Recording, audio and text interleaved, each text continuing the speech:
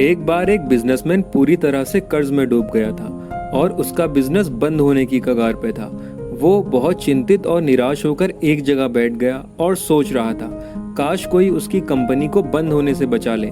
तभी एक बूढ़ा व्यक्ति वहां पर आया और बोला, आप बहुत चिंतित लग रहे हैं, कृपया अपनी प्रॉब्लम मुझे बताइए, शायद मैं आपकी कुछ हेल्प कर सकूं। बिजनेसमैन ने अपनी प्रॉब्लम उस बूढ़े व्यक्ति को बताई।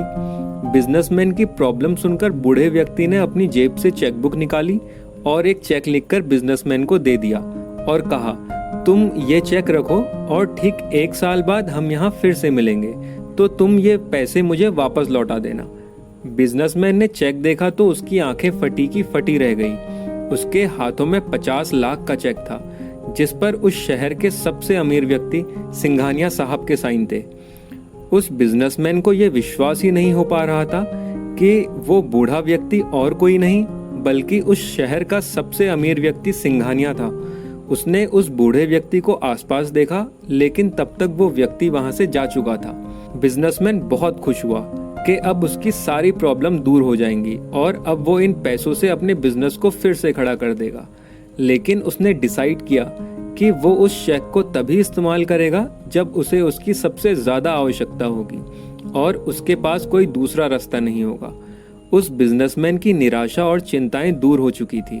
अब वो निडर होकर अपने बिजनेस को नए आत्मविश्वास के साथ चलाने लगा, क्योंकि उसके पास 50 लाख रुपए का चेक था जो जरूरत पड़ने पर काम आ सकता था। उसने कुछ ही महीनों में व्यापारियों के साथ अच्छे समझौते कर लिए, जिससे धीरे धीरे उसका बिजनेस फिर से अच्छा चलने लगा और उसने उस चेक का इस्तेमाल किए बिना ही अपना सारा कर्जा चुका दिया। ठीक 1 वर्ष बाद वो वही चेक लेकर उसी जगह पहुंचा जहां 1 वर्ष पहले वो बूढ़ा आदमी उससे मिला था। वहां पर उसे बूढ़ा आदमी मिला। बिजनेसमैन ने चेक वापस करते हुए कहा, धन्यवाद, जो आपने बुरे वक्त में मेरी मदद की। आपके इस चेक ने मुझे इतनी हिम्मत दी कि मेरा बिजनेस फिर से खड़ा हो गया और मुझे इस चेक का यूज करने की कभी जरूरत ही नहीं पड़ी। वो अपनी बात पूरी करता तभी वहां पर पास ही के पागलखाने से कुछ कर्मचारी आ गए और उस बूढ़े आदमी को पकड़कर पागलखाने ले जाने लगे। ये देखकर बिजनेसमैन ने कहा, ये आप क्या कर रहे हैं? आप जानते नहीं कि ये कौन है? ये इस शहर के सबसे अमीर व्यक्ति सिंघानिया साहब हैं। पागलखाने के कर्मचारियों ने कहा, ये तो एक पागल है जो खुद को सिंघानिया समझता है। ये हमेशा भागकर इस बगीचे में आ जाता है और लोगों से कहता है कि वो इस शहर का मशहूर व्यक्ति सिंघानिया है। हमें लगता है इसने आपको भी बेवकूफ बना दिया।